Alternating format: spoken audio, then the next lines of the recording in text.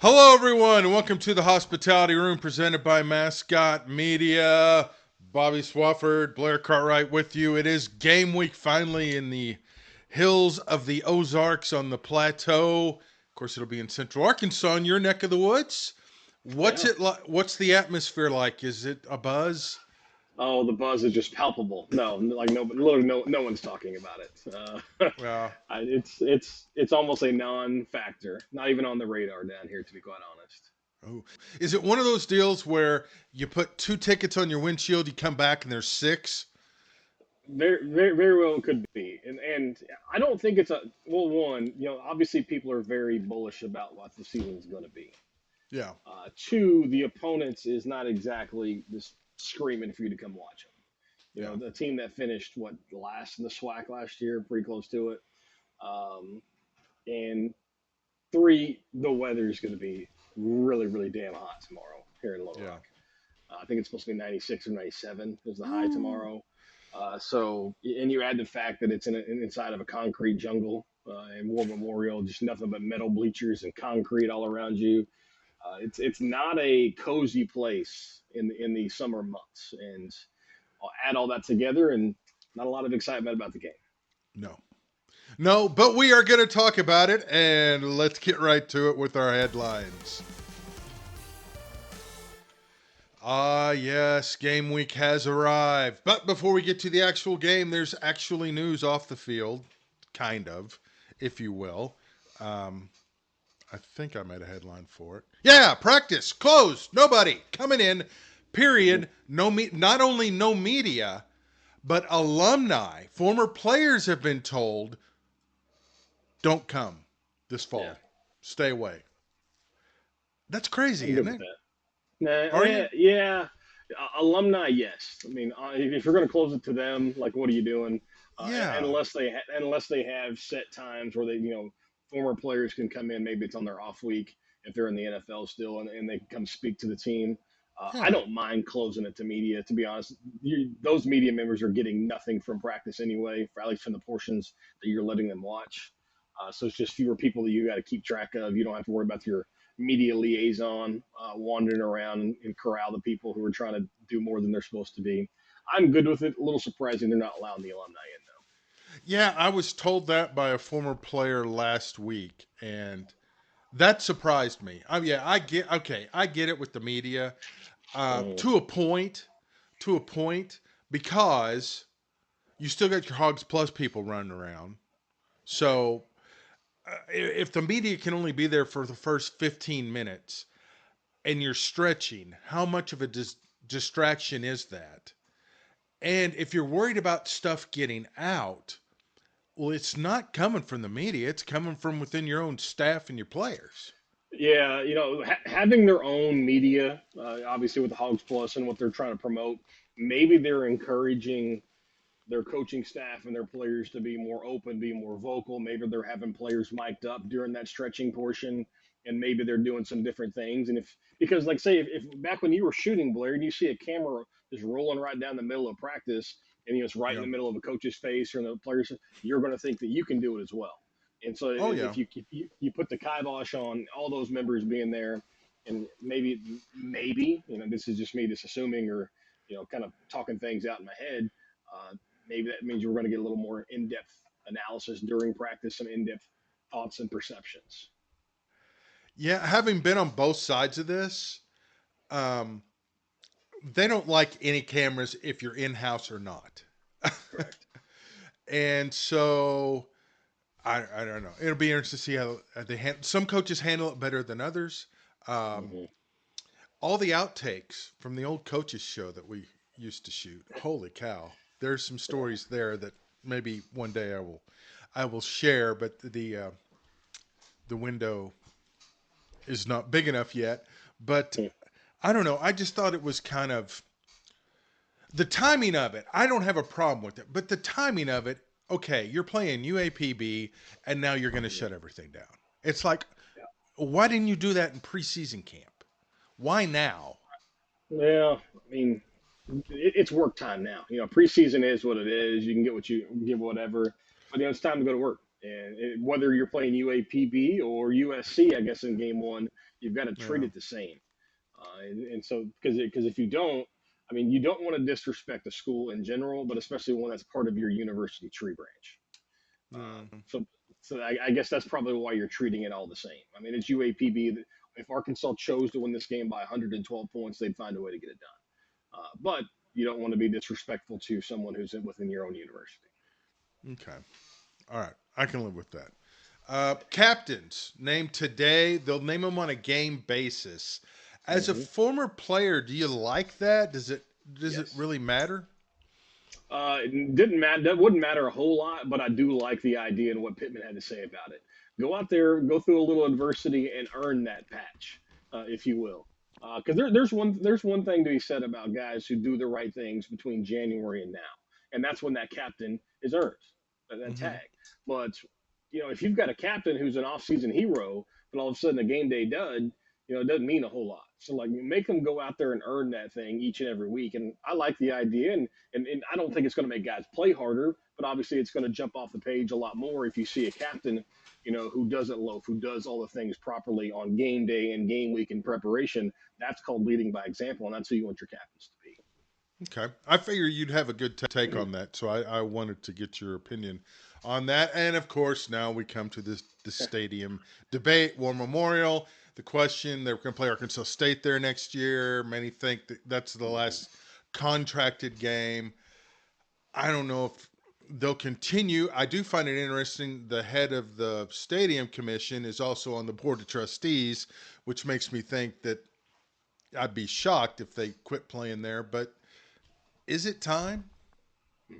It was time 5 years ago. It was time 10 years ago. Honestly, it was probably time when you signed the Texas A&M contract at AT&T Stadium.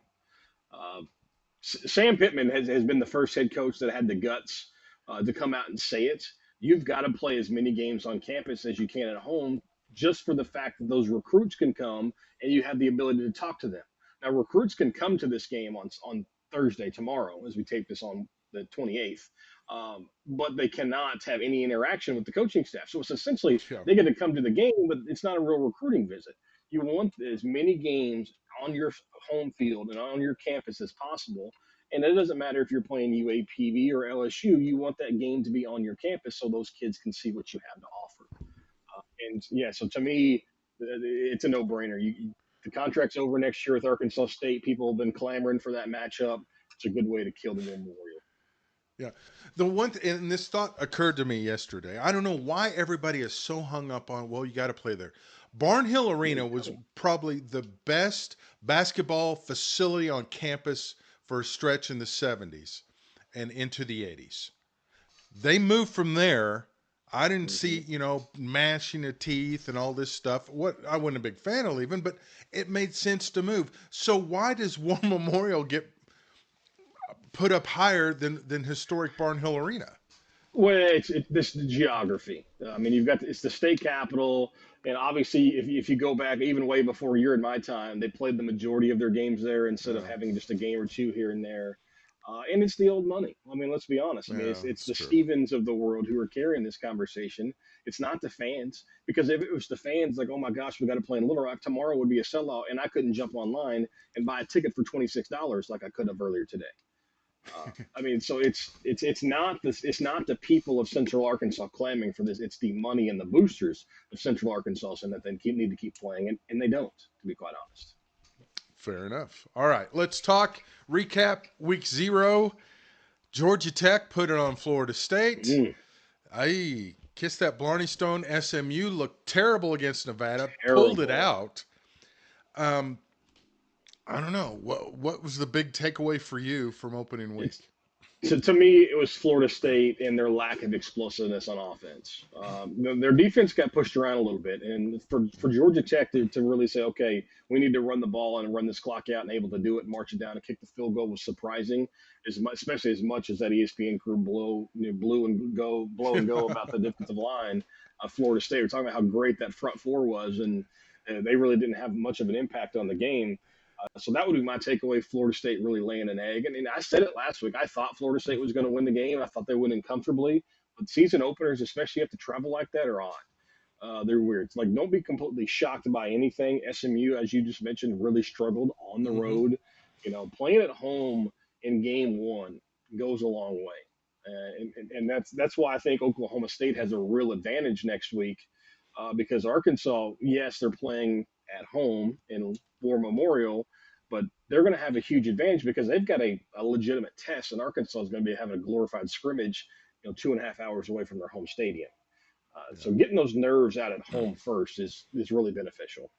Plus, Nevada had a first-year head coach, so you get a little Hmm. juice. SMU, everybody's been blowing smoke up them, like Florida State. So it's Yeah. not too surprising they would come out flat. Well, Dion didn't play, but Dion, of course, Yeah. makes news because he can't stop talking. Yeah. Let's listen to this. I want to hear your reaction.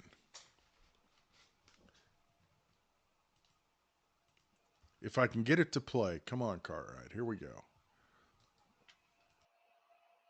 I guess. Sorry. Okay. That's the end of that question, I guess. Next guy. Eric Christensen with CBS Sports Colorado. CBS, Tyler, I'm not doing nothing with CBS. Next question. Joe Rigo, Mile High Ain't got nothing Sports to do with Radio. you. It's above that. Ain't got nothing to do with you. I got love for you. I appreciate you, respect you. Ain't got nothing to do with you. They know what they did. I'm here in Denver, not national. You are who you are. CBS is CBS. All right. Joe Ain't got Rigo, nothing Mile to High do with Sports. you. I respect you. That's why I told you that. I'm looking you in the eye as a man. I respect you. I got love for you. But what they did was foul. What they did was foul. I got love for you. Holy cow. As a former employee of a CBS affiliate, Yeah. what do you do? You want to hear something? You want to hear something that's absolutely absurd? As I'm going to Google this just to double check. So, one of my best friends from my TV days is now a reporter at the CBS station in Denver. Oh, no. And so I follow some of the things that he posts and retweets or whatever. You know who the host of one of the weekly shows that Deion Sanders does Uh-uh. is the sports director at the At CBS the station in CBS Denver. affiliate. And guess what? And they recorded it. Oh, So kettle meat pots because Deion Sanders is an absolute clown. And yeah. he continues to put his foot in his mouth and act like a damn fool instead of coaching a football team, instead of worrying about the things he can worry about. He wants to stir something up and be a hypocrite because guess what? The show that he does with Romy Bean, by the way, last time I checked, she works for CBS too. Wow. Absolute fool. Which also, for those that don't know, even though you're an affiliate of a network, you have nothing to do with the network. I mean, it's like if game day came down on him, does that mean a reporter from the ABC station is on the outs because Disney owns ESPN, Yeah. who also owns ABC? I mean, it's just unbelievable. Yeah. Has anyone ever I mean, refused your question at a press conference? no, not And one. since when did since when did everybody start announcing what their affiliation was? Yeah. The That's only time relatively that you new, should isn't it? ever announce your affiliation is if you're a national thing, or if it's an introductory press conference. You have to. That's literally the first time you've ever Yeah. spoken to that person. Yeah, when a coach is introduced, we see that a Hmm. lot. Yeah. So Yeah. yeah, Dion, gotta love Dion. He never disappoints. Lord knows what he'll say, and we'll talk about that in the picks. NFL news: CeeDee Lamb got Sirius Bank, 4 years, $136 million, $100 million guaranteed, and a $38 million bonus. Yeah. $38 million to sign your name. It's not bad, right? I could probably do it for 3. I don't know why the Cowboys waited until this week or yesterday to get this done. Why? Yeah. Why put all that? You've already had a terrible offseason in the first place by Mhm. saying that you're all in and doing nothing. I don't Yeah. get why you wait until after training camp and after the full preseason to make this move. If you know that you're going to give him the money anyway, why not just give it to him early and let him get in camp? It'd been a lot cheaper. Probably It's could save some almost money if they would have done it earlier. it's almost like, well, and then they tried to float out that deal that they tried to offer him a new deal last year and he refused. Now the question: what do you do with Dak and Micah Parsons? Because there's only so much money left. But Yeah. Well, I man, the mean, salary cap's going to keep going up and up. And we saw yes, that last year, took the really big jump. I mean, they're going to have to pay Dak. I mean, you either have a quarterback or you don't. And the hmm Cowboys and Jerry Jones, even though he may be losing a little bit, understands that you got to have a quarterback. Micah Parsons is going to be the real question in a couple of yeah, years. yeah, true. And do they let Dak walk? Equity ownership, maybe free up some more money to pay people, Hmm. has been allowed. Good thing, bad thing. They were the last league to not allow it.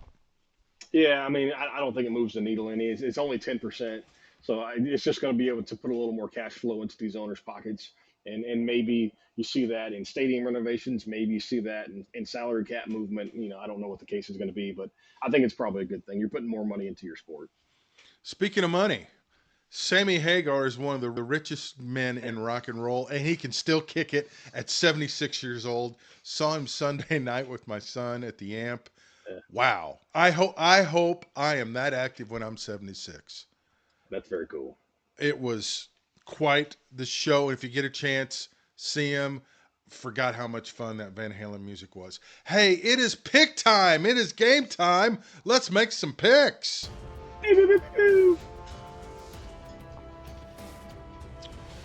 As I learned to work the graphics, there we go. The first pick, the UAPB Arkansas game, 49.5. The line opened at 53.5. I didn't get on it in time. Do you take the Hogs? Do you take the Lions? It's a good question. I think that Arkansas is going to want to come out and try to make whatever statement can be made by playing UAPB. So I'm going to take the Hogs to cover because I Mm. truly think that not only do they play and maybe roll out a little more of the playbook than you might expect, I think the starters play into the second half, and I think they put up a big number. I think this is like a 70-14 type game. I put money on UAPB on the Saracen app. I've lost Did on you know? SMU, so I will lose on. Did you know that the UAPB is in the main of the logo there? It took me a long time in life to Yes, figure that out. yes, and once you see it, you can't unsee it. You It's can't. like, That's all you can see. Like you actually but don't it's even see pretty the line's clever. face anymore. It is absolutely. Yeah, pretty I'm a logo clever. guy Yes. All right, though. Ooh, Dion at home with a big one. North yeah. Dakota State. Though they did lose two key linemen, they have Mhm. two starters back on the line, and their quarterback and their running back. Colorado a 10-point favorite. Yeah, I saw that I think it's a safety that North Dakota State is losing, and he may be out for the entire year. He's an all-conference player, Ooh. all-American type for North Dakota State. Uh, that actually makes me kind of lean the other way. I think this is a very close game. Um, uh, I'm going to do it anyway. North Dakota State. I'm out on Colorado. I'm out on the Travis Hunter hype train for Heisman. Give me North Dakota State to cover on the road. I'm with you. I think Colorado wins by a field goal if they win, Okay. and it will Yeah, be glorious if they don't win because that I press can't wait for conference. I can't wait for the CBS reporter from Fargo to ask a question. Yeah, if he's smart, he won't identify himself. Georgia and Clemson, the Dogs, 13.5-point favorites over the Tigers. Georgia has made a serious run of embarrassing non-conference opponents and openers of late. We'll think Mm-hmm. back of Oregon a couple years ago. Uh, the offenses aren't going to be quite up to snuff like the defenses will be. I think Georgia wins this game. I'm going to say they cover. I don't know what Clemson has left in the Dabo tank, to be quite honest. I don't know that they're a national power anymore. Um, and the jab that Kirby Smart kind of threw at him says, hey, we don't run into Clemson on the recruiting trail anymore is very interesting. Ooh. So Ooh. I'm going to go Georgia, and I think that maybe there's something going on behind the scenes that makes Kirby run this one up. That wouldn't shock me. And let's face it, Clemson quarterback play is a huge question and has been for a couple years. Yeah. Hmm. And they're playing in Atlanta. Come on. Yep. The Dogs are going to just blow them out of the building. Get your couches on high alert because West Virginia is hosting Penn State, and the Nittany Lions are 8.5-point favorites. Do you take the points in the Mountaineers and burn a couch in the process? Yeah, Penn State is just one of those teams that's really tough to figure out. They've been in the top 10 essentially the last 3 or 4 years, but they never have been able to solidify themselves as a legit contender. This is a tough test on the road. Mm-hmm. Um, I'm going to go Penn State to Mm. win, but I think West Virginia will cover it. I like the 8.5 at home. Take me home, John Denver. Yes, I am with you. I just think this is West Virginia's circling the wagons. They kind of Yeah. got it going at the end of the year. I mean, they're going to let it all hang out on this one. So, and James Franklin's got a little bit of pressure. Yeah, So, he does. I'm give them credit. At least they're playing somebody you've actually heard of. Virginia Early Tech and game though. Yeah, it's yeah, an 11 a.m. kick, which kind of makes me pause too. yeah, but they'll be ready. Virginia Tech at Vanderbilt. The V's going at it. Vanderbilt getting 13. Everybody's optimistic. New quarterback. Can they Yeah. win a conference game finally? You could flip that to 31, and I'm not sure it would have been enough. Virginia Tech. Yeah, I'm with you. Virginia Tech should roll. South Dakota State. No Mm. gimme in Stillwater. Cowboys just 9-point favorites. Two-time defending national champion in the FCS level in South Dakota State. Got a quarterback back. I swear he's been there for 15 years in Gronowski. Mm-hmm. I like San Diego, or excuse me, I like South Dakota State probably to win another national title this year. I don't know that they can slow down the offensive line and Ollie Gordon, an experienced quarterback in Bowman for Oklahoma State. I think this game is close for 3 quarters. I really do. Oklahoma State's notorious for starting slow in seasons, but I think they've got enough up front to slow down the heavy run game in South Dakota State, and they get it done. So I'll take Oklahoma State to cover, but I think this is an entertaining watch. I'll go with the Jackrabbits. I just they start slow. They've got a chip on their shoulder, Mm-hmm. and I mean Oklahoma State, as you mentioned, goes slow. They lost to an FCS school, I think, last year. Um, Yeah. Forget who. So yeah, Well, it's no, I mean they should have lost to UCA a couple years ago. Well, maybe yeah, it was last year. So yeah. Well, yeah, they're notorious. In the game of the loser leaves town or the moves to number one on the hot seat, Miami at yeah, Florida, and yet Florida not ranked. Miami's ranked 19th, and Florida just 2.5 points. yeah. This is the beginning of the end for Billy Napier. If you lose this game, maybe he's fired before you even hit conference play. I think Miami goes on the road and they take care of business here. Yeah. Okay. So you will take Miami. I want to take Napier only because Cristobal is terrible at clock management. And if this is a close game, I think you got to go with the Gators because he costs his team at least one game a year with bad clock management. Yeah. If you think about the ACC, so Florida State's already got a loss. Yeah. Clemson, if they take it on the 10 to Georgia as bad as we are, maybe Miami's in the driver's seat after this weekend of the conference. And now with Yeah. the expanded playoff, if you win your league, I mean you're in.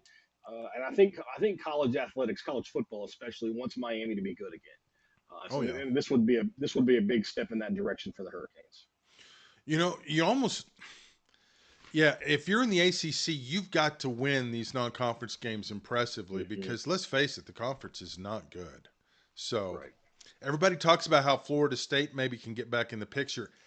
I don't know. I mean, who are they going to beat? That's going to be a quality win Yeah, in I the mean they've got end. to run the table. So yeah, I mean Yeah, they've got to run the table and finish 12-1 to get in that conversation. I really do yeah. feel that way. Okay. All right. The Hospitality Room Bowl, UCA and Arkansas State. The Red Wolves are 9.5 point favorites.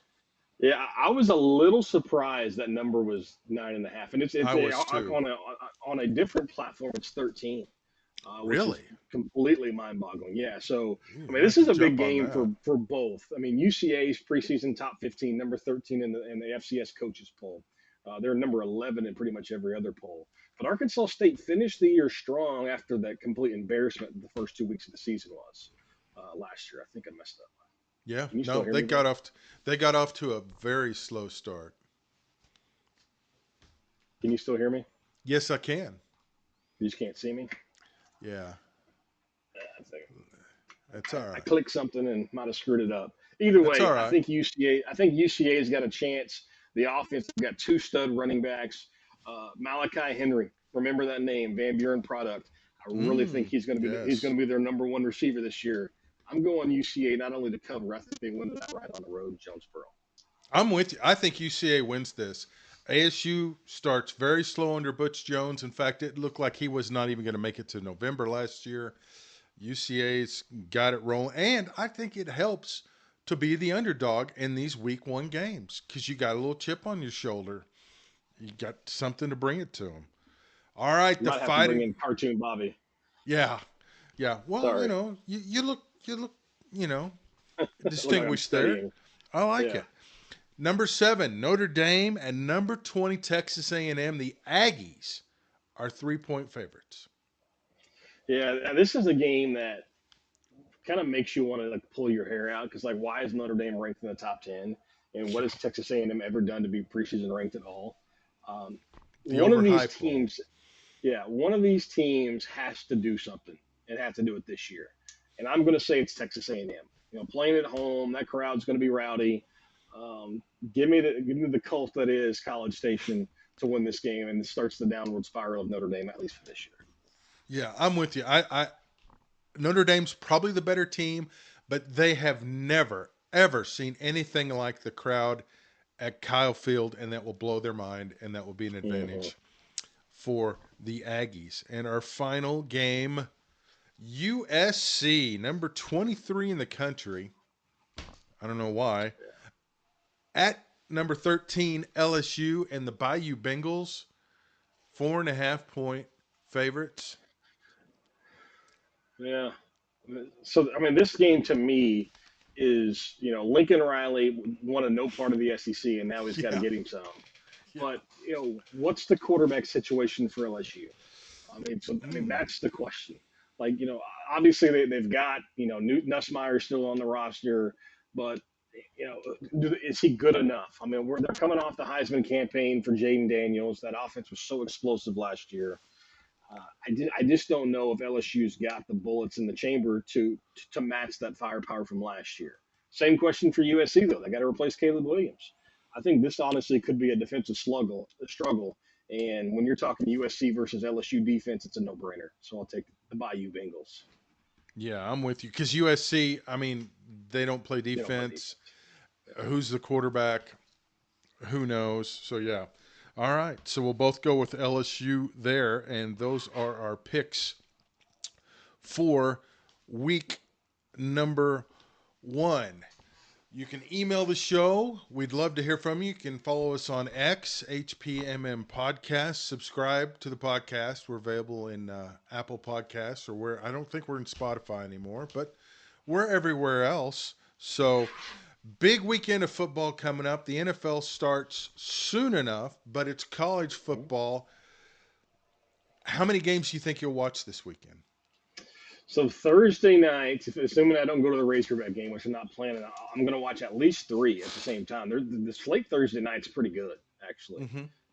And then Saturday, UCA Arkansas State kicks off at 6, but I will be able to watch the morning window and probably some of the afternoon window. I bet I would get at least parts of 10 games this weekend. Nice. Nice. Good training for the NFL season coming. That's right. And when I got to watch 16 games next week, There you go. All right. Final word today. UCA is going to get it done.